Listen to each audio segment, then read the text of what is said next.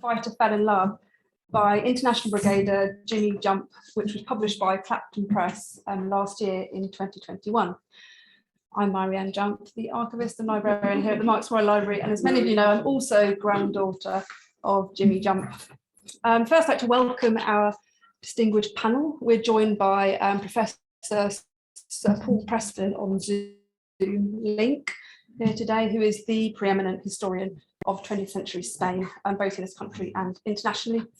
Also Jim Jump, chair of the International Brigade Memorial Trust, son of Jimmy Jump, and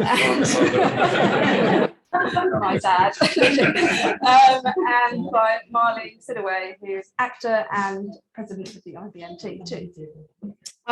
We had hoped to hear from Richard Baxell, historian, the foremost historian of the British battalion. Sadly, he's come down with COVID and is feeling unwell. So I think on behalf of everybody here, we want to send good wishes to Richard. I couldn't be happier to chair this event. I couldn't be happier to chair this event and to host it here at the Marx Memorial Library. There's no better place to host a launch of a memoir of an international brigadier than here at the MML, joint with the International Brigade Memorial Trust. I'm going to say a little bit about the Marx Memorial Library. The MML was founded in 1933 in response to the rise of fascism in Europe, and specifically the burning of the books in Nazi Germany. We're an archive and a library and an education charity as well. And just 3 years after our foundation, the Spanish Civil War broke out, triggered by a far-right military coup backed by Europe's fascist powers against the democratically elected Republican government. So our history is intertwined with that of the brave men and women who volunteered to fight fascism in Spain. Our foundation was a response to that same impulse in that tumultuous period of the 20th century. Indeed, two of our founding members, David Guest, who was an early lecturer here at the Marx Memorial Library, and Ralph Fox, who've got a plaque dedicated to Ralph Fox in the Memorial Garden, which you can see on one of our tours, were actually killed in action in Spain. It's no surprise, given this history then, that almost 40 years later, when Franco finally died, bringing his dictatorship to an end, that the International Brigade Association, and that's the Veterans Association of the 2,500 or so who fought in Spain, decided to donate their library and archive to the Marx Memorial Library. It's housed in this room. Basically, the entirety of these cupboards is filled with 120 boxes of our archives. Andrew Rothstein, our former secretary at the kind of ceremonial handing over of the archive, which took place here in this hall in 1975, described the banners and records of the International Brigade as a memorial to the role of the working class and its movement in making history. It's an absolute treasure trove, including correspondence of brigaders from the front line, over 2,500 photographs, diaries, printed material publicising solidarity action with the Republic and all sorts. You also see in the hall two of our treasures. Everyone turn around, but there's two banners at the back of the hall. The one on the stage behind the drinks was woven by textile workers in Catalonia as a thank you to the brigaders in 1938, just before they were repatriated. And the other one on the side wall was actually one of the battle flags that went out and saw action in Spain. Also in the library, if you go one of our weekly tours or our monthly virtual tours, you'll see we have a plaque dedicated to the members of the British battalion who were killed at the Battle of the Ebro in our memorial garden. And it was originally put up in the presence of International Brigade veterans, including Jack Jones, at the site of the battle in 2005. And then 2 years later, it was hacked up by an angle grinder. It's quite a phenomenal piece of work, and destroyed by neo-fascists. So it's an important reminder, I think, to anyone who visits the library that this isn't just history. This is something that's still contested today. So Jimmy's memoir here is an important contribution to this archive and library. It joins other personal accounts, for example, like that of Bob Cooney, who we published joint with the IBMT a few years ago, to paint a vivid picture of motivations and experiences and memories of the brigaders. I've actually selected a few items of and by Jimmy in the display case, including a photograph, some writings, and also a letter from 1975, which he wrote to kind of fellow Brigader Thomas Murray, in which he expresses a kind of typical sense of humour and lightness of touch when he describes aging like becoming like a motor car, needing frequent servicing and occasional new parts. On a personal note, even though Jimmy died when I was in 1990 when I was about 4, it was curiosity about my grandfather, granddad with a stick, my sister and I used to call him, and his decision to fight in a foreign war, which inspired me to study history, to become an archivist, and there's no doubt that I wouldn't be working here today if it wasn't for the decisions he'd made all those decades ago. I can't believe it's been almost 7 years I've been working at the Marx Memorial Library. In that period, our team have really transformed access to this collection in particular. We got funding from the National Archives to employ an archivist for a year to catalogue the entirety of the collection in full, which has meant that historians can now access it with great ease. But this project really is about enabling access and an understanding of this history, about the example of the International Brigades and all the solidarity action around the Republic to a new generation. So the project actually enabled us to do much more than just let some historians into our reading room. We were able to put on joint exhibitions with Islington Museum, for example, and we've done a number of projects with local schools, including tracking the biography of one of the only Black International Brigaders, Charlie Hutchinson, and his experiences in the 1930s. He was a young member of the Young Communist League in Fulham. So we've been able to do lots of projects, and that's obviously ongoing. And this publication serves the same purpose too. It's eminently readable and really brings a first-hand account of the conflict to a much broader public. The collection isn't static, it's growing all the time. We often get people donating material from their grandfather, grandmother's attic. And I'd like to take the opportunity today to say thank you for a major donation of 64 books from the International Brigade Memorial Trust, which has come from Professor Sir Paul Preston's Cagney Blanche Institute at the London School of Economics. And it represents a really important refresh and updating of our holdings.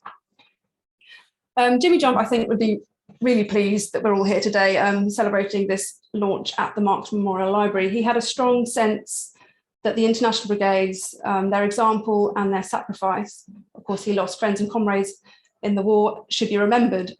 He was secretary of the International Brigade Memorial Appeal, which was founded in 1983 to facilitate and raise funds for the Ian Walter statue that many of you, I imagine, know at Jubilee Gardens. It was unveiled in October 1985.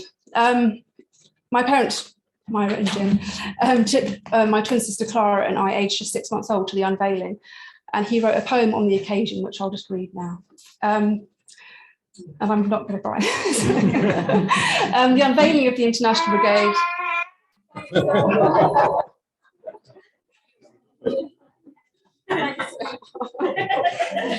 The unveiling of the International Brigade in London on the 5th of October 1985, a poem for my twin granddaughters. She who 1800 years ago royally led her people against the invaders stands guard on the far side of the river. She is part of our history. Like her, we too fought against invaders, though not here. Like her, we, and the monument that commemorates us, has passed into history. And you, Meirian and Clara, though young, are part of history as well, because you are present here today. When I'm gone and you are grown, here is something to boast about, to make you feel proud, something to shout out loud. You will not recall this day, you don't remember it now, but when you're grown and you have children of your own, you may bring them here to play, and pointing to the date carved in stone will say, my sister and I were here that day. Grandad also wrote a poem we discovered later about the Marx Memorial Library. He obviously had a real fondness for the place. I have to say, having read this a number of times in the last 48 hours, it does now read to me like a pitch for the pedestrianisation and redevelopment. So I can't get out of my head now. And coincidentally, it would involve the unveiling of another Ian Walter statue. So let's just keep that in mind while I just read this final poem. The Marx Memorial Library by James R. Jump. A few months every year, the city trees put on a show of green. contrasting with the darkness, the drabness of grey, brown and black doors set in grimy concrete, brick and stone. This green in former days was truly green, the centre of the village scene. Here geese and horses used to graze. Here rabbits ran. Here villagers saw the maypole dance and watched their heroes at the cricket match. Here hand-ink lovers walked, planned and talked. Now filled with cars, dust and urban din, the green is hemmed in by workshops, offices, shops and stores. The jewel of Clerkenwell Green, the library, remains. There can be seen the tiny room where Vladimir Ilyich sat and worked, editing Iskra, his fecund pen spitting forth sparks, sparks that flew over Thames, Rhine, Danube and Vistula to light the flame of revolution beside the Neva. Now I'd really like to welcome Professor Sir Paul Preston. Thank you so much for joining us. Can you hear us okay? Yes, I mean, you disappear from time to time, but basically I'm getting the gist, which is the main thing. Well, I wonder if you could start by speaking a little bit about the significance of memoirs and personal accounts in the study of the Spanish Civil War, because obviously there are an awful lot of them, and this joins a whole host of them. And what the kind of, obviously there are, as I said, they're vivid and evocative, but there are inevitably drawbacks looking at personal memories and recollections. Yes, I mean, obviously there are amongst the tens of thousands of books on the Spanish Civil War, many are memoirs, and some are immensely valuable and some less so. There is a problem with memoirs in general that, of course, autobiographers tend not to speak ill of their subjects. So, certainly in the case of the ones by politicians, they are of questionable, I mean, sometimes they're amazing, but in the main one, you know, speaking as a historian, one has to be extremely careful. One of the problems about International Brigade memoirs, it always seemed to me, is that while they are very moving, and they are fantastic for giving a sense both of why people made the extraordinary decision to leave home and family and go to fight in Spain, and also to give very vivid accounts of what it was actually like being under fire, being actually most of the time very badly armed, being forced into action when other units were getting rest and recuperation and so on. While all of that is true, and in the main, you know, it makes them all in their way very valuable, there's a sort of sameness about a lot of them. And there are a few, and Jimmy Jump's memoirs are definitely one of them, which are absolutely unique in their own terms. Another one that I would mention alongside Jimmy Jump's is Fred Thomas's To Tilt at Windmills. Now, what Fred, unfortunately dead now, what Fred's memoir has in common with Jimmy's memoir is that it's based on a diary. Now, instead of, I mean, and perhaps this is what I'm about to say is perhaps more valid for a professional historian than you know, someone who just happens to be interested. But speaking as a professional historian, I mean, one of the problems with a lot of the memoirs is that when someone writes, "Oh, I remember the day when," and of course, I want to know, when was this day? Where was it? At what stage of the battle was it? And so on. And of course, a lot of the memoirs don't have that.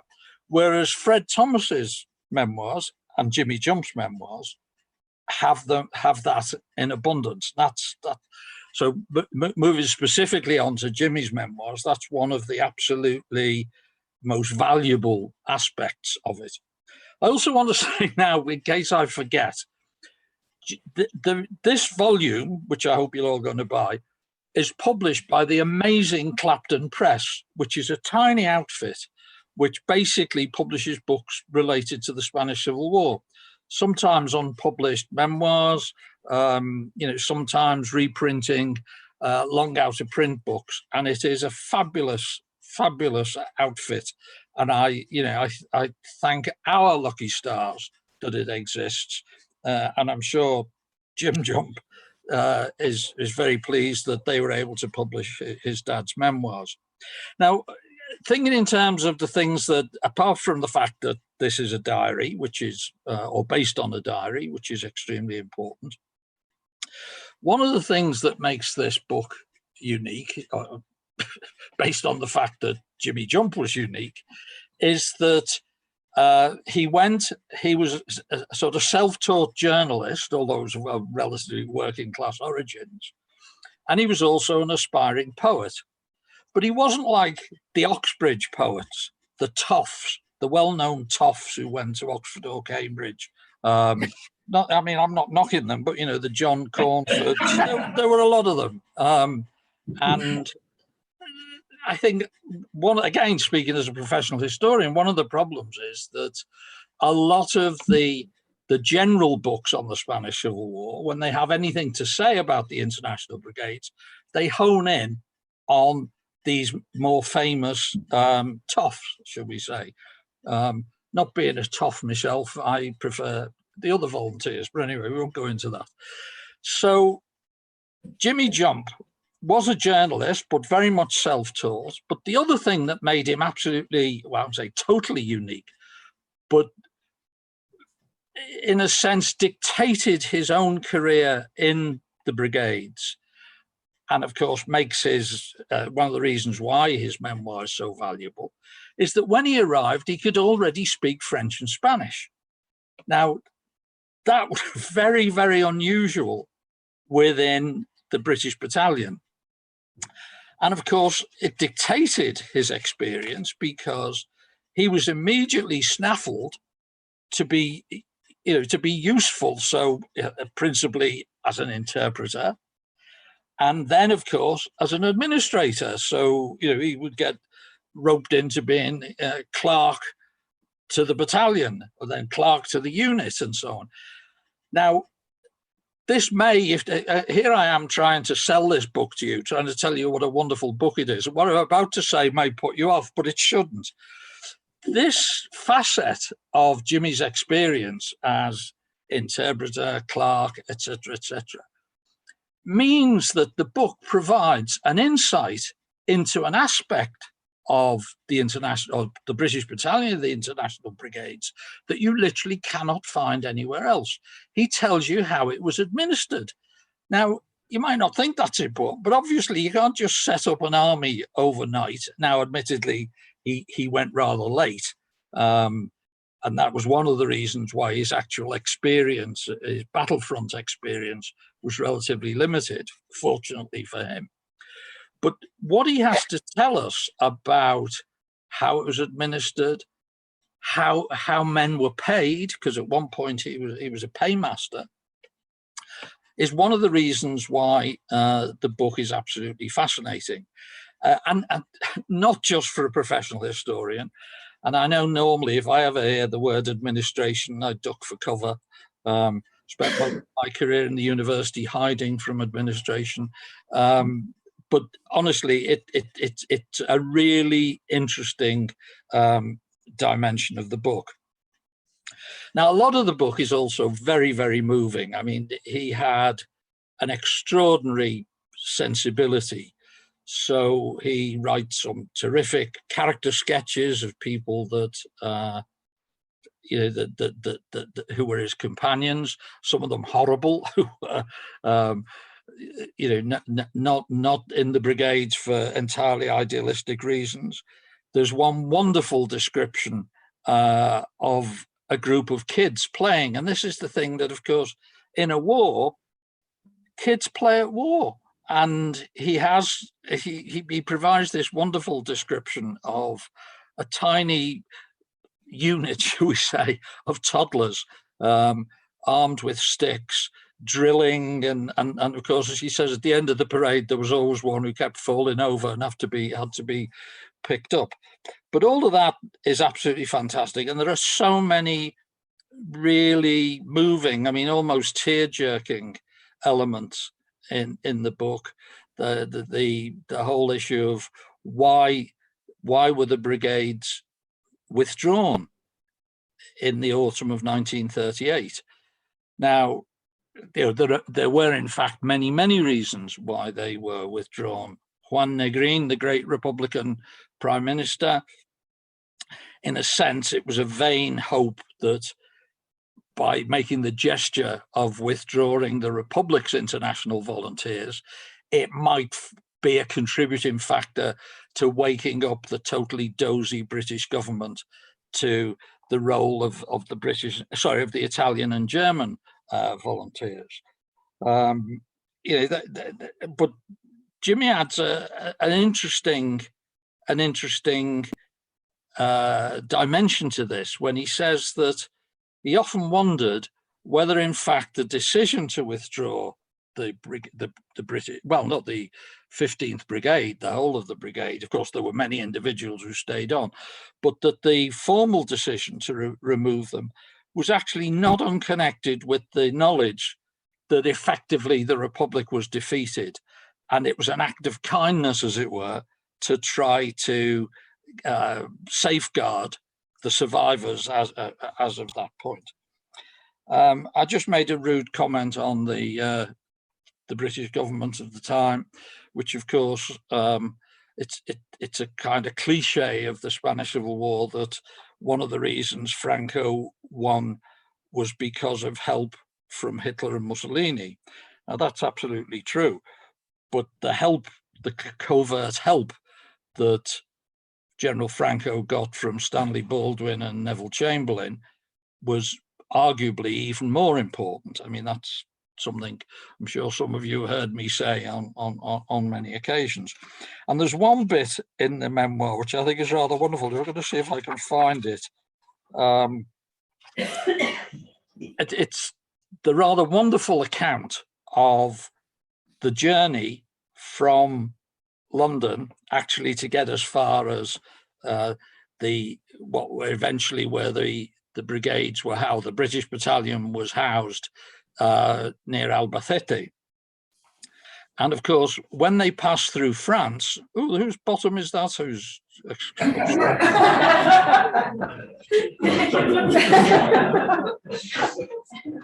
I'm merely an observer. I'm not into that sort of thing. Baby cat. So anyway, so there is this account of the complex journey of getting from London to where the brigades were stationed, and of course inevitably a lot of that journey was through France, and there are wonderful accounts of stopping at railway stations and the crowd. I mean, I'm almost welling up as I say this. The crowd greeting them on the station platform and singing the Internationale and so on. I mean, it's all wonderful. But there's a terrific description of when they're in Paris and they take the opportunity to go to see the Republican, well, the Great Exhibition of 1936. And of course, they see or as many of the pavilions as they can. They're very fond of they like very much the Spanish Republican pavilion, which of course housed Picasso's Guernica. And there are very good examples of the great lowering Soviet and Nazi exhibitions, which kind of looked at each other from either side. The Soviet one with sort of brave Soviet worker brandishing a hammer, whereas the Nazi one with an evil-looking eagle. Of the various ones they go to see, they finally go to see the British one. I'm going to read this bit out. This is absolutely great. It says, they were appalled by the British pavilion, whose exhibits of golf balls, pipes, fishing rods, equestrian equipment and tennis rackets, tired gentility of appeasement in contrast with the German, Italian and Russian displays of military might. Jimmy and his comrades were greeted at the British pavilion by a larger than life-size cut-out figure of Neville Chamberlain, fishing rod in hand, wading in some Scottish salmon river, and one of his one of his mates, one of his comrades shouted out, "Oh, Christ, fancy putting that bastard in the exhibition." A sentiment with which one can only concur. Anyway, I know there's lots of people here to speak, and I hope that I have expressed some sense of what a great book this is, of my own enthusiasm for it, and also to pay tribute to Clapton Press for doing a really lovely edition, and of course for the editorial work done by Jim Jump, our chair, who I think is going to speak today. So anyway, that's all from me for the moment. This is the we're talking about, obviously, the memoir of this man. I'll call him Jimmy, although he's my dad. Jimmy Jump, or James R. Jump, which is the pen name he used. One of the 2,500 volunteers from Britain and Ireland who fought in the legendary International Brigades in the Spanish Civil War. And we should remember that about 530 of them gave their lives, an extraordinary sacrifice that we still remember. And of course, they were part of a much larger army of 35,000 volunteers from around the world. The Spanish Civil War was fought between General Franco's rebels and the elected government of the Spanish Republic. But even that sounds a bit kind of simple and pat. In fact, the Spanish Republic, and Paul's already referred to this, faced many, many enemies, not just internally, but the fascist dictators in Europe, other hostile governments, and of course, Britain and France, and mainly Britain led this policy of non-intervention, which strangled the Republic. So, I mean, I'm saying that by means of saying how extraordinarily important the International Brigades were for the Spanish people, symbolically, if not militarily at that time. Certainly at the beginning of the war, they were very important militarily, but their symbolic importance cannot be overstated. And that lives on today. They've still got a powerful place in the pantheon of greats amongst large parts of Spanish society. Right, the other thing about this memoir, yeah, I'm biased, brilliant as it is, it's very tightly framed. It begins with Jimmy already, his mind is already made up to go to Spain, and then it ends equally abruptly at the end. I won't give it away, a spoiler to do that, but just as abruptly when he arrives back at Victoria Station in London with the rest of the battalion. And so what we don't get from the memoir, rich as it is, and it was obviously deliberate on Jimmy's part, is he doesn't go into why he went, which is the first question usually people asked of the brigaders, because it was such an extraordinary thing to do. So he doesn't answer that question. We get it between the lines a bit, but he made quite a remarkable journey. He was brought up in a very conventional family in Wallasey in Cheshire, now part of Merseyside, the other side of the river from the Mersey, from Liverpool. And his father owned a bakery. His mother was a music teacher, and he was in fact a devout Christian. He was a sidesman at his local church in Wallasey, St Thomas's, and he was an avid pacifist, as many people were in those days. After the horrors of the First World War, he was believed all war was evil and people should renounce violence and the rest of it. So he made this extraordinary journey, if you like, from Christian pacifism through to, by the time he went to Spain, he'd obviously renounced pacifism. He thought that a military response to fascism was desirable, and he joined the Communist Party. So he made this, as many people of his generation did, made this remarkable journey. So let's try and explain it. So yeah, he went. Well, yeah, he just to say he left school at 15. And was a reporter, served an apprenticeship as a reporter on the Wallasey Chronicle, Wallasey and Wirral Chronicle. And then when at age 20, He then moved south, got a job at the Worthing Herald on the south coast, quite a journey, geographical journey. And I'm not sure if he was expecting it, but it was quite an interesting place, Worthing. This is what awaited him. It was a hotbed of fascism. This is Marine Parade in Worthing. And Worthing had the distinction being the first place to elect a BUF, a fascist local councillor. One, what's his name? Captain Charles Budd. So it's an amazing picture, isn't it? I mean, never has eating an ice cream looked so intimidating. and so Worthing, but they had the regular rallies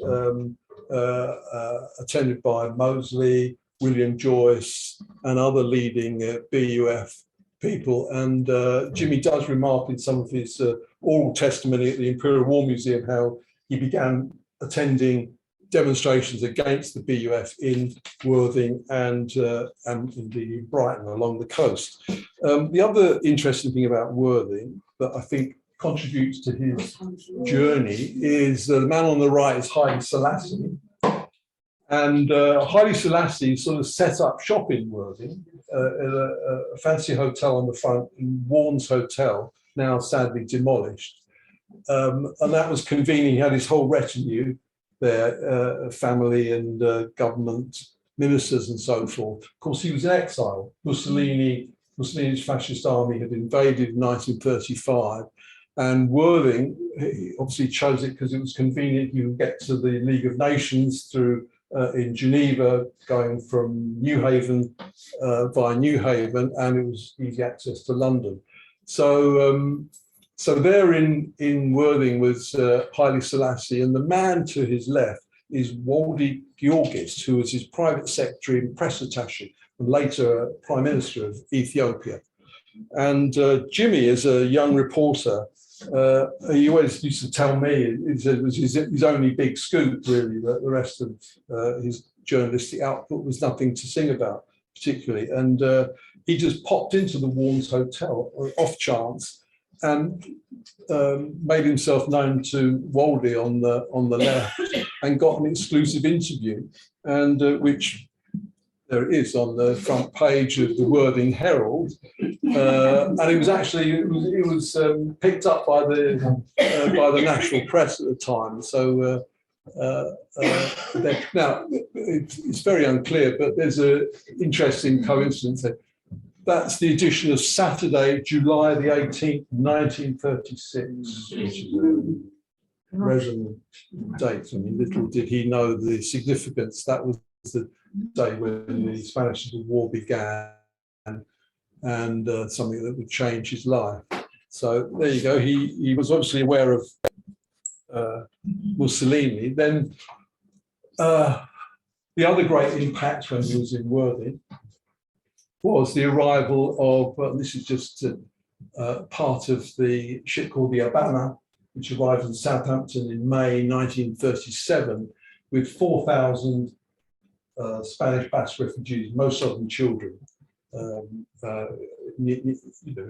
about 200 adults and the rest were children, on a small passenger ship. So it was quite, it's still the single biggest influx of refugees into Britain in a single day. So it's a remarkable story. And not surprisingly, they arrived and were allowed to disembark, so to speak, by a reluctant government, didn't want to do it. And they were persuaded by a grassroots campaign, by a lot of effective political campaigning by politicians sympathetic to the plight of the people in northern Spain, who were of course being bombed. A month before the ship arrived, Guernica had been destroyed, and other Basque towns and indeed Bilbao were being mercilessly bombed. So they were allowed in, and the government let them in only on condition that their upkeep and welfare should be not paid for out of the public purse. So they were looked after. by volunteers, by churches, trade unions, philanthropists, and the rest. A remarkable story. And 60 of them were sent to Worthing. They were dispersed around the country into what they call colonies, and 60 of them came to Worthing. And one of the adult helpers that came with the batch of 60 was Cayetana Lozano Dia, age 22 at the time. And she was already a refugee in Spain. She was from San Sebastián in the Basque Country, and she'd fled with her sister and brother before General Mora's troops entered. And she fled to Bilbao, so she was already a refugee in Bilbao. And when the Basque government asked for volunteers to accompany the children who were being dispersed around the world, not just to Britain, some went to France, most went to France, some went to Belgium, Soviet Union, Mexico, and Denmark, probably. And so it's quite by chance she ended up on the ship on the Habana that came to England with her sister. And they were housed in this, this doesn't give a picture of the, I mean, well, it does give a picture of this huge tent city outside Southampton, and from there they were dispersed into the various colonies. And just so, this is a group on the, standing on the right is Rosa, or Rosita, I used to call her Auntie Rosita, Cayetana's sister, with some, looks like English and Spanish adult helpers at the camp. I mean, this is a spoiler, but it's not a spoiler really. But Rosa also stayed there. All the adults that came with the children stayed in England. I mean, they were, anyway, she married an Englishman like my mother did. And I mean, there are lots of funny stories. It was, I mean, I always tell younger people now that it was in those, when I was brought up in the 50s in kind of suburban Kent, I mean, being foreign was something extraordinary. You might as well come from Mars. And it's hard to grasp, even I find it hard to grasp that, but it was like that then. And lots of funny stories about the foreign, even just being half Spanish myself, and my mother being foreign was lots of funny things happen. One thing about Rosa, she had a budgie, and could say 2 words. And many of you will know Spanish here. The word for come here is Ben. Ben aquí, Ben, Ben. So it could say Ben, which is spelled V-E-N, Ben. And it could say its name, which was Tony. So the only thing it could say was Tony Ben, Tony Ben. And so when she had visitors, she used to take the budgie into the back room and put a blanket over it just to silence it. So anyway, there's and there, just to complete the Lozano Diaz family portrait on. In the first row, kneeling, second from right, is Policarpo, my mother's brother, my uncle Policarpo Lozano, who also ended up in England. He fought in the Basque army. Then when the Basque country fell, he made his way through France to rejoin the Republican army, and then was in part of the Great Exodus in early in 1939, and basically put in concentration camps by the French, and luckily got out because our family, you know, my mother and sister could vouch for him. My sister was already married to her English husband. So there's Cayetana and Jimmy with some Basque children in Worthing. So you get a picture of, you know, this journey he's making. And one other mention is this family. There's a remarkable family, the Thornycrofts in Worthing. Oliver Thornycroft was a famous nautical engineer, and Dorothy, pictured top in the centre, was she was the daughter of a Victorian playwright, a Fabian friend, a family friend of George Bernard Shaw and the Webbs and everything. And she was a pacifist as well, a supporter of good causes, and was very keen on looking after refugees, not just the Basque refugees, but also the refugees that were now arriving from Germany, Jews and the communists that were arriving from Germany. And she was, I think, quite influential for Jimmy and was his mentor in many ways. And she had a remarkable family. Christopher on the left dropped out of Oxford to go to Spain and fought for 2 years in Spain.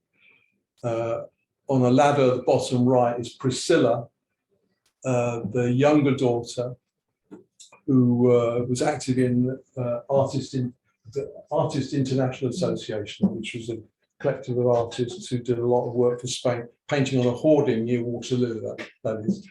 And then, and she married a German communist refugee who had come to, the Sudeten German communist refugee had come to Britain, and they settled in Dresden, in East Germany, after the war. And she died only a few years ago, age 103 in Dresden, and did some remarkable paintings at the time about Spain and poster artwork and the rest of it. By contrast, there was Kate, you see on the picture on the cover here. She also married a refugee, a German Jewish refugee, who I'm sure, well, it was definitely a refugee. He ran the Czechoslovak Refugee Trust in London, and Herman and his brother Noel were involved in this very famous at the time spy incident where both of them were arrested one was arrested in Warsaw, another arrested in Budapest in the late 40s, and they were jailed as spies, and they were cleared, but Herman renounced his politics, and as you get the gist from the cover, whereas Noel actually settled in Budapest and stayed loyal to the party. So quite an interesting family, worthy of a talk on their own, actually. But small time reminder. Yeah, okay. So I won't go. Yeah. This is the photos there. There's Jimmy, second from right, standing. Interesting photo because sort of second from left in the middle row is Jack Jones. This is before the Battle of the Ebro. This is all in the book. So I'm talking about the stuff before and after the book, if you like. And just to round off, this is in one of those. This is Policarpo in the centre in one of the concentration camps in France. With, I think, amazing. So I mean, Spaniards who see this are always quite taken by it. A sand sculpture.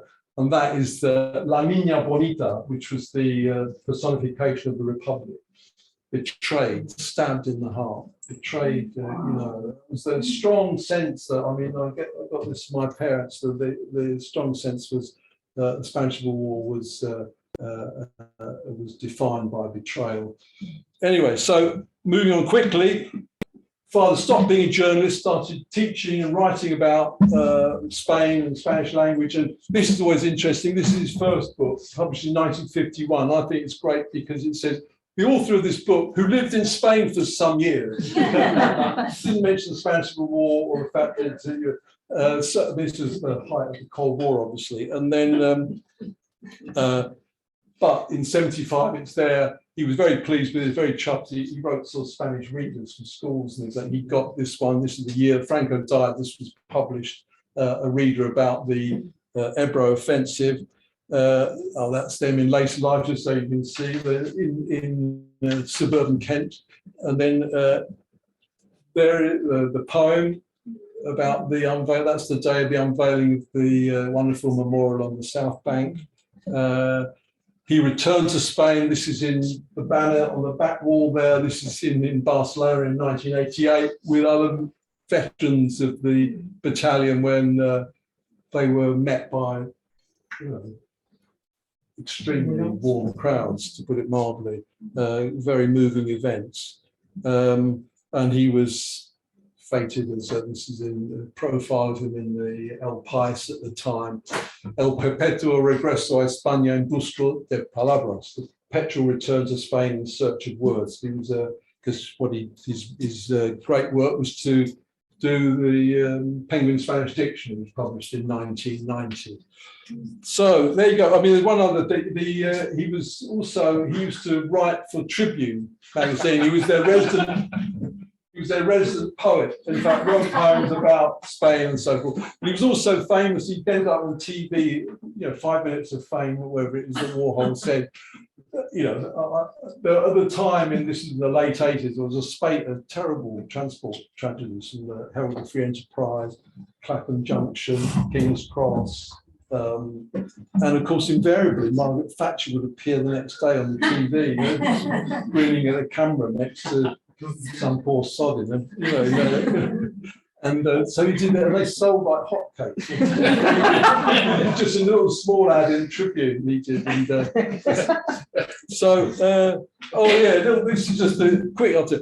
This is Beach House, where the children in Worthing were housed initially. They went to other homes afterwards. And one of those blue plaques was unveiled in, I haven't got the year, but not so long ago, by one of the top on the left corner, top left is Cayetana, right, with the two other adult Spanish helpers, and then at the bottom four are some of the older girls in the home, including on the right Maria Teresa Grijalva, and she came over to unveil a plaque there from Venezuela, where her family settled.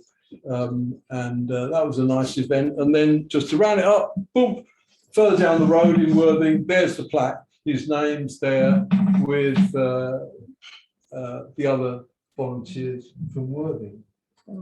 So we got time for the readings. We'll go.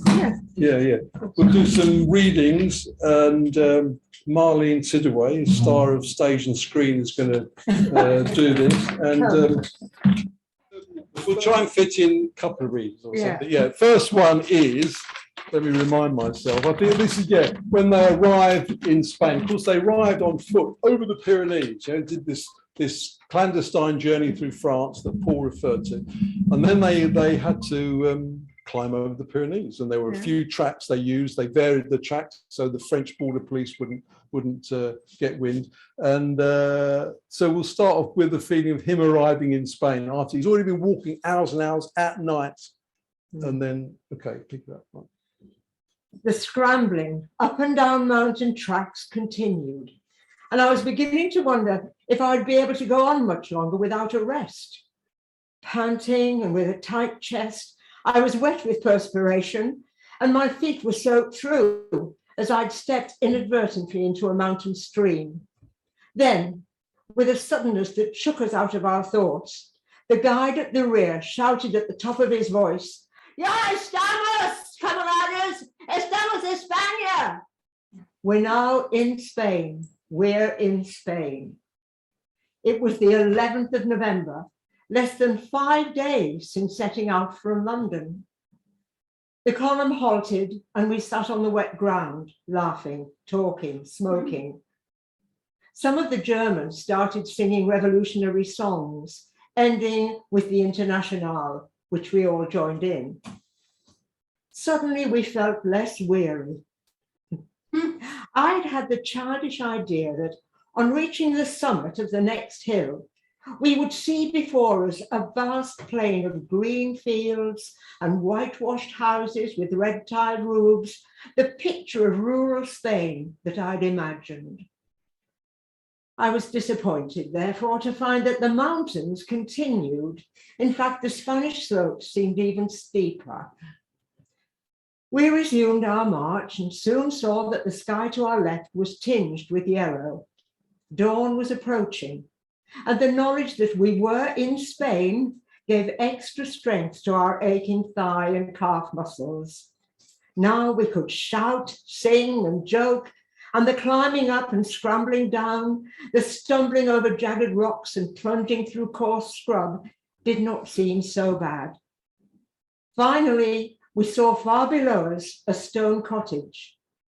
As we approached it, 4 guards with rifles slung on their shoulders came towards us, smiling. and greeted us with raised clenched fists and shouts of "Salut, comrades!" Let's do Straight on. the one in Albufeira. So this is where, as Paul said, he was working for a long time on administrative duties at the headquarters of the International Brigades in Albufeira. But the news from the front was bad, and Franco was basically doing an offensive down the Ebro Valley, which would cut the Republic in two. So there was a northern bit, Catalonia, and then the rest below. And at the last minute, the decision was taken to abandon the base in Albufeira and move north. And there's quite an evocative description of the panic that ensued. So, all that day and all through the night, Lieutenant Cummings, Vicente Terrell, and I worked with only short breaks for meals and drinks. By 6:30 next morning, our once tidy offices were littered with torn paper and bits of string. Cardboard and wooden boxes containing all we proposed to take with us were stacked in one room. In the other were boxes of things that could not be taken. They included thousands of cigarettes, boxes of milk chocolate bars, and cartons of soap that had arrived only 2 days previously from the London Committee for Spanish Relief. Well, what's going to happen to all that? I asked. I don't know, answered Cummings. I'll find out after breakfast. We may not be able to take it with us. We went to the staff restaurant for coffee and bread, and soon after returning to the office, the telephone rang, and Cummings answered it.